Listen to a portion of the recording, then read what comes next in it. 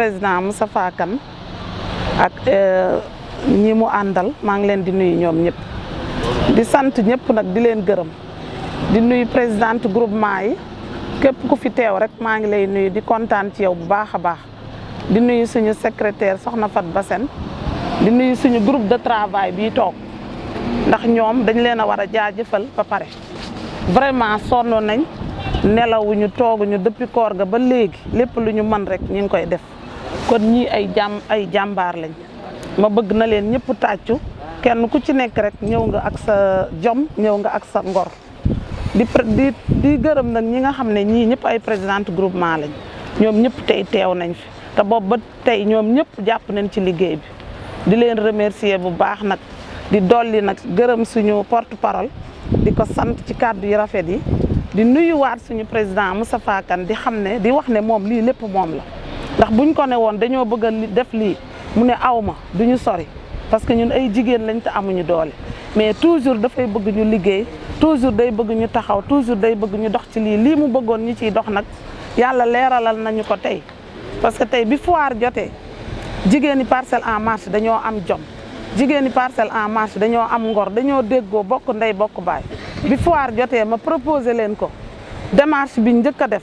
dama ne leen président si koor lañ jógee te dafa sonn mais kenn ku nekk dañ ne ma ah présidente ma ne waaw ñu ne ma xoolal sa solution ma ne leen sama solution mooy ñu dox ba dem foire tey femme leader bi ñu bokk ñoom dañu bokkante ay stand mais ñii dama leen di sant di leen gërëm di leen remercier dañ ne ma demal ut suñu stand bopp moo ñu gënal donc kon ñii fu ñu toll rek dañ leen di remercier ñoom ñëpp bi ñu ko waxee président moom tamit mu ne bàyyi leen ma def lépp ma ne ko mënuñu toujours ñuy bàyyi ngay def lépp mais lépp lu ñu fi def rek jomam la fullaam la faydaam ak bëgg ay jigéenam kon nañ leen ko ñaanal fi mu jëm ak fi mu bëgg a jëm yàlla na ko fa suñu borom jàppale mu dem fa ci barke Seydina Mohamed ak mbokkam yi nga xam ne mi ngi ànd ak ñoom sayar yéen ñëpp maa ngi leen di sant di leen gërëm di leen remercier merci beaucoup. asalaamaaleykum mbooloo mi maa ngi leen di nuyu di leen ziar di nuyu suñu président Moustapha Kane mii toog di nuyu ay àndandoom ñëpp ñi fi toog di nuyu suñu présidente Ndeye Kandji di nuyu jigéen ñi Parcelles en marche yi fi toog yëpp maa ngi leen di nuyu di leen ziar ñi fi teew yëpp maa ngi leen di nuyu di leen ziar di leen naan nag ñun ñëpp ñoo ngi ci liggéey bi ñun ñoo doon liggéey bi ñun jigéen ñi yëpp ñun ñoo doon liggéey bi di naan nag lii mooy céréale bi lii mooy cere bi moom lañ doon defar nañ cere defar nañ caakri defar nañ mboq defar nañ sànqal defar nañ jinjeer defar nañ màdd defar nañ gerte defar nañ caakri defar nañ arawu fonde ak café ngeen baal ma ci kàddu yi nag waaw ngeen baal ma ci kàddu yi bu baax a baax dama mënul wax ci ay nit waaw cere bi nag yéen jigéen yi dama leen di naan yéen jigéen yi xam ngeen li cere di jëriñ moom njëriñ bi moom xam ngeen ko mboq bi xam ngeen njëriñ bi parce que yéen bu fekkee yow jigéen nga dem liggéey boo ñëwee jëndi sachet bii boo ko jëndee indi ko xam nga ni nga ci war a def doo toog di tay doo toog di defaraat leneen da ngay ñëw rek jël sa ndox mu tàng teg boo ñëwee nga dugal def sa cere da ngay am cere def bu dee lii muy mboq bi boo ñëwee bugg sombi mboq boo ñëwee da ngay teg sa cin doo toog di defaraat fekk nga ñu defar ko yëpp ba mu pare nga teg sa cin togg ba mu ñor nga yekk bu dee sànqal bi la même chose boo ñëwee da ngay teg sa ndox rek lu yomb rek lañ leen defaral fi mu nekk nii jigéen yi sonnatuñu ndax formation yi di jigéen yi di def moo tax benn jigéen sonnatul kon nag ñu góorgóorlu nuyu naa leen yéen ñëpp.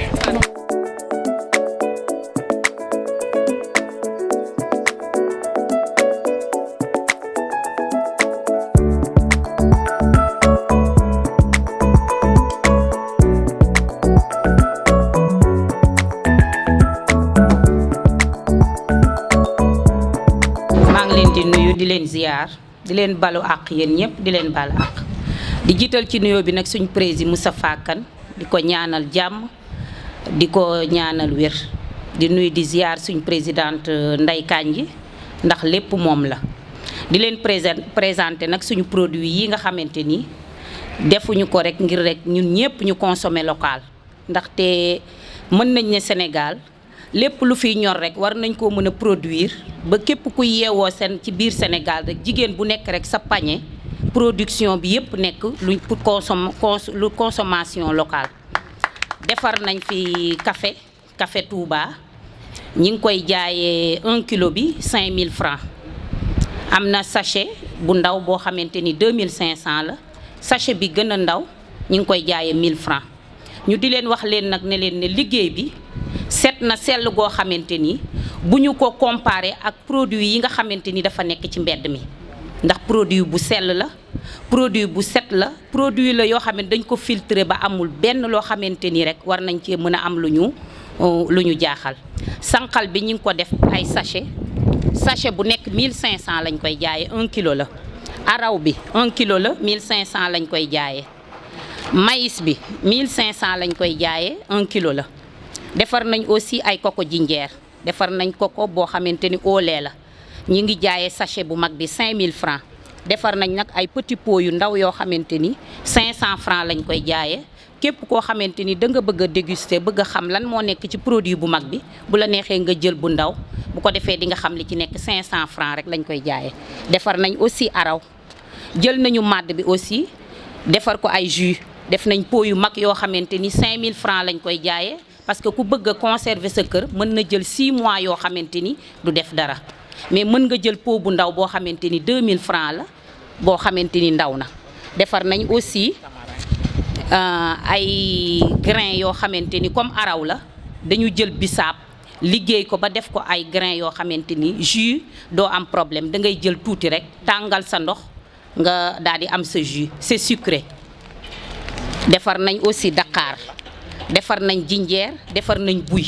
yëpp dañ ko def yoo xamante ni dañ ko def produit bu set mën nañ ko yore 6 mois yoo xamante ni heure boo soxlaa rek da ngay dajji tibb tuuti tàngal ndox nga am sa jus bu complet jus bu naturel la nag dara nekku ci lu dul buy ak sucre bii dara nekku ci lu dul Dakar ak suukar bii bisaab ak suukar bële jinjeer ak suukar lépp daal dañ ko def rek pour jigéenu Parcelles Assainies yi xam ne lekk bu naturel moo gën lépp loo gis produit chimique yi li mu ñuy indil problème ñun jigéen ñi xam nañ ko ci suñu biir kër moo tax ñu bëgg def consommer local di ci gën a góorgóorlu nag lépp loo xamante ni rek liggéey nañ fi pour jigéen bu fi toog rek bu la neexee nga ubbi sa entreprise bopp ndaxte benn produit bi rek war nga cee mën a jariñu muy café Touba nit du xëy suba ba ngoon jot te naanoo café nit du toog 1 semaine ci këram te toggul laax wala toggul fonde taajal ko njabootam wala nga tay cere taajal ko sa njaboot te tay metti na dem wali metti na ñun nag produit fini lañ leen indil boo xamante ni il suffit que nga jël tuuti ndox tàngal teg quelques minutes nga mën a daal di teg sa plat mën a nekk ci leneen ñi ngi leen di nuyu nag yéen ñëpp di leen sant di leen gërëm di ñaanalit suñu président ndax lépp moom la moo ñu dooleel ñu di leen wax ne leen nag prix yi ñu fi joxe prix foire la bokkul ak prix bi nga xamante ni boo duggee ci boutique bi mën nga ko jënd wala boo demee sa marché jënd ko foofu aussi ngeen xool te xam ne ñun liggéey bi ñuy liggéey dañuy publicité Parcelles en marche moo ñu gën a ñor kooku naanaa bu ñu séché la def ko ci ak yi 2500 lañ koy jaayee parce que mën nga ko gis nii rek mais daanaka mën nañ ne paanu naanaa la ñu weer ba mu wow mu soog a nekk benn sachet bi daanaka paanu naanaa la ñu weer ba mu wow pour def ko benn sachet di ko jaayee 2500 naanaa menthe la ak naanaa pastille tuuti ngay jël bu ko defee dosage bi yaay xool nag ci nu mu la neexee ñi ngi gërëm ñëpp di sant ñëpp képp ku fi teew rek ñi ngi lay jéggalu ci toogaay bi ndax metti na jërë ngeen jëf. yi nga xamante ne moom ngeen def nga xamante ne transformation lu tudd ngeen jël ay produits locaux defar ko def ci ay emballage toppatoo ko ba mu sell ba tey ji mu mën a dem waxuma la mu compétir fii ci Sénégal wala Dakar sax mais au niveau régional au niveau international mën na fa dem te gis naa ne équipe bu dynamique la am ngeen présentation bu rafet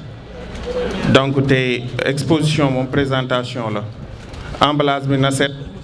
produit bi am qualité donc boo leen war a exposer mën a jaay seen produit jaay bi nag du xaalis bi lañ ci séentu ci commencement bi non déjà gis naa ne def ngeen marketing bu rafet boo xamante ne képp ku ne dina ne ah man Moustapha Kane bi may dégg kon kii nekkul politique bi nga xamante ne moom la ñuy xalaat muy politique politicienne mais non li mu woote rek ci la nekk muy développement weesuwul nga collaborer ak jigéen ñu mel ni yéen defal leen formation pendant des mois ba ñoom ñu mën a doxalal seen bopp di def produit yoo xamante ni nit ñaa ngi leen di soxla ba di leen invité ñu dem ci ay foire war fa exposer donc lu président ku mënoon doon muy président muy ku mënta doon bu ko tegee lu muy rafetlu la loo xamante ne moom la ñuy séntu ci ku ne koo xamante ne yaa ngi prétendre di jël quoi que ce soit ci dëkk bi. donc nag ñu ngi leen di jaajëfal encore une fois de plus di wax ne nii la Ndeye Kandji yaa ngi ci sur la bonne voie te ñi ngi am contentement bu mag ci yow am fierté aussi ci yow am ko ci ñi nga àndal ñëpp ci jigéen ñi nga xamante ne. noppaleekuñu benn yoon bàyyi nañ seen kër bàyyi seen jëkkër yi bàyyi seen doom yi guddeeg bëccëg ñi ngi fii donc man mi nga xamante ne sax war naa teew gëm naa ne yéen ñii jigéen ñi yéen a ma ëpp pas ak Pastef fop ci li nga xamante ne moom ngeen di def. Moustapha yow am nañ yaakaar ci yow te yàlla bu yaakaar bi tas benn yoon ndax jàmbaar nga am nga gëm-gëm te da nga am conviction nag te am nga fit aussi. te lii ngay defal nii am na say fukki morom ñoo xamante ne yor nañ moyen yu ko ëpp di prétendre ne dañoo bëgg dara parcelle te jéemuñu sax lu toll ni 1/5 de li ngay def moo tax yow ku jar a àndal nga ku jar a jàppale nga. te comme ni ma lay wax bu leen tàyyi bu leen sonn ni ngeen ko defee nii nga xamante ne yéen a ngi promouvoir PAM na continuer na sax incha allah ñun suñu côté. suñu collaboration yi ñu am ak ñeneen moo xam fii la moo xam extérieur dinañu fexe ba fexe utal leen ay partenaires yu jaay seen produits yi parce que lii rek mooy dem ci supermarché amul leneen boo leen fa demee yi ngeen fay fekk boo demee ci industrie yu mag yi aussi lii rek la ñuy defar di ko exposé te yéen a ngi sur la bonne voie encore une fois de plus je vous remercie et merci beaucoup pour vous tous. di nuyu présidente Ndeye Kandji su ma la nuyoo rek defe naa nuyu naa ñëpp ñi nga àndal di nuyu président Moustapha Kane di wax ni que lii de mbégte la man dama kontaan surtout man mii nga xamante ni maa géré politique bi saa yu ma demee feneen di waxtaan ak nit ñi dam leen di ne man de sama famille du leen jox gramme boobu ak 10 000 ñuy tàccu suñu famille dañu nekk ay femmes yi nga xamante ni que dañuy contribuer ci développement wu Parcelles ci développement wu Sénégal. donc te yaakaar naa ni àdduna bi noonu la war a doxee ndax bu ñu demee ba gis li nga xamante ni que mooy li ngeen defar nii yombul il faut nga am jom dëgg pour nga mën def li mel nii di leen encourager encore di leen féliciter te di wax ni tamit fépp ngeen dem rek lii nga fay fekk ci surface yëpp lii nañ fay fekk maintenant nag doxin bi moom mooy problème bi. ndax nit ñi dem nañ ba nga xamante ni dañ yaakaar ne que jigéen ñi wala ndaw yi dañ leen di nax di leen jox yére wala t-shirt donc foofu la président Moustapha Kane teelee xam na ni que politique dafa war a changer politique nekkul li nga xamante ni que nit ki day jiitu di la wax ngay def politique dafa doon li nga xamante ni que ku nekk day ñëw indi dara ànd dem ñu jéem a xool xam-xamam ak xam-xamu keneen nañuy def ba jëmale fu mu dëkk gox bi wala réew mi jëmale ko kanam. di wax aussi président yow ak ñi nga àndal di la féliciter parce que tamit lii yombul bokkoo ci benn parti woo ay nit ñuy ñëw di leen ne jóge leen ci yoon bi ànd leen ci yoon bi te borom parti ñoom ñu ngi fi yore seeni milliards néewuñu fii lu dul par exemple nu ñuy naxee nit ñi. mais yow tey da nga naan jeunes yi bàyyi leen di dem di comme li leen di wax ñu leen di jël di leen xeexloo ci ay politique ak ay nagam ñëw leen fii ma defar leen formation te doon li nga xamante ni c'est palpable lu nit ñi di gis la ba nga fi mujjee def formation en énergie solaire yàggul donc vraiment da nga nekk ki nga xamante ni yow ci boppam dañ la war a mën a jàppale ndax xam naa ni jàppale la mooy jàppale waa Parcelles jàppale la mooy jàppale Sénégal jàppale la mooy jàppale àdduna bon merci beaucoup kontaan naa maa ngi leen di nuyu ku nekk seen. di sant yàlla bu baax a baax di leen sant yéen ñi fi teew tey di nuyu ñi nga xam ne ñoom laa àndal ci délégation bi muy ay membres éminents wu Parcelles Assainies En Marche di ay jàmbaar di nit ñu am solo waaye di beral nuyoo jigéenu Parcelles Assainies En Marche di ci jiital seen présidente Ndeye Kandji dama ko gërëm duma ko gërëm ndax mbir mi moom mbiru boppam la ko def mu jaral ko lu ne mu sonn ci te tey dañu ñëw pour wax ci développement dañu koy ñaanal di leen ñaanal yéen jigéenu Parcelles Assainies En Marche yépp ndaxte fi ñu jóge bi ñuy door ci néeg di waxtaan ci néeg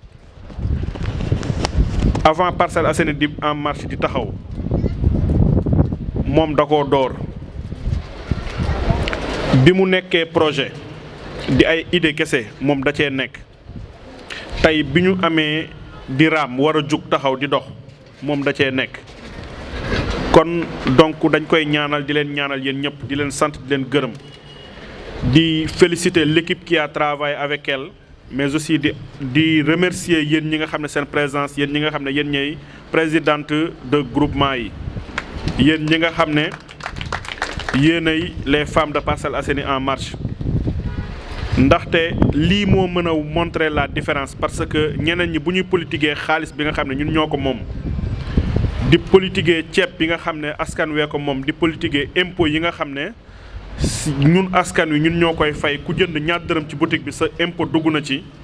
ñu jël ko di ñu ko joxaat pour ñu voter leen wala pour ñu ànd ak ñoom ñun suñu xaalis lañ ñuy delloo te liñ soxla ci suñu xaalis mooy ñu liggéey ci pour le développement. di wax ni ñun ñi nga xam ne ñun ñooy seen ay góor am nañu défi ci yéen te am nañ warugar ci yéen am na ay jéego yu ñu war a dox ci yéen am na lu ñu war a compléter ci yéen ñu xam nañ ni xam nañ ko waaye yaakaar naa ni bi ñu gisee lii ñun dinañ gën a am courage gën a am xel gën a am ay idées yoo xam ne dinañ ko apporter pour jigéenu Parcelles Assainies En Marche ndaxte boo demee supermarché lii code barre lañ ciy def di ko jaay kon ñun jigéen ñi wane nañ ni am nañ capacité bi moom la ñuy exporter te lii mën na bokk ci li nga xam ne mooy augmenter la chaîne de valeur bu suñu dëkk ngir mën a indi richesse créer richesse dund mu sell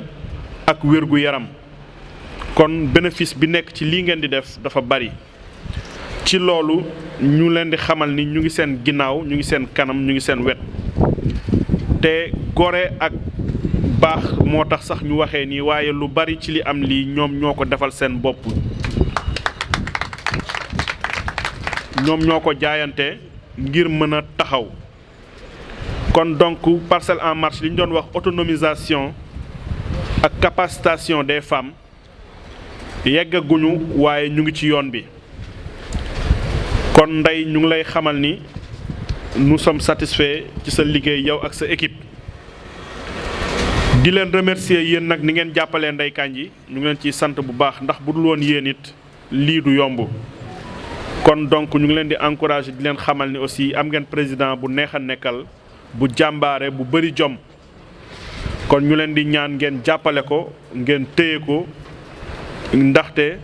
suñu adversaires yi du suñu biir suñu adversaires yi ci biti la te suñu adversaire mooy le sous-développement et les problèmes de développement te suñu satisfaire l'autosuffisance alimentaire et l'alimentation saine réussir nañ pari bu bëri ndax li ñuy fay ci wér-gi-yaram li ñuy fay ci obésité bari na te lekk gu jaarul yoon da cee bëri solo kon donc lii ñu ngi ci joxe yeneen rendez-vous tey ñu leen di wax nag na ngeen waajal foire bi Parcelles En Marche xam nañ ni ñëpp mënuñoo demandoo waaye nañu fexe ba chaque jour foire bi ay nitu Parcelles Assainies en marche déplacé wu accompagner l'équipe qui sera à la place de l'obélisque muy góor muy jigéen képp ku ci am invité na nga ko invité ñu visiter ko ñu visiter seen stand visiter foire bi ndax bañ fa demee dina am luñ fa yóbbu waaye dina am luñ fa jàngee kon kenn ku ci nekk warugar la ci ñun ñu assister leen ñu jàppale leen warugar la ci ñun aussi ñu xool ñoom ci li ñu nekk ñu leen ci accompagner ci wàllu xalaat ci wàllu matériel ci wàllu technique ci wàllu jàppale mais aussi ci wàllu commercialisation ñu fexe ba produit yi ñu continuer ko produire ba pare ñu jaay ko biir Parcelles Assainies mais ñu fexe ba ñun ci suñu bopp ak ay partenaires ak yeneeni producteurs ñu organiser foire fii ci Parcelles Assainies te loolu mooy suñu yéene pour que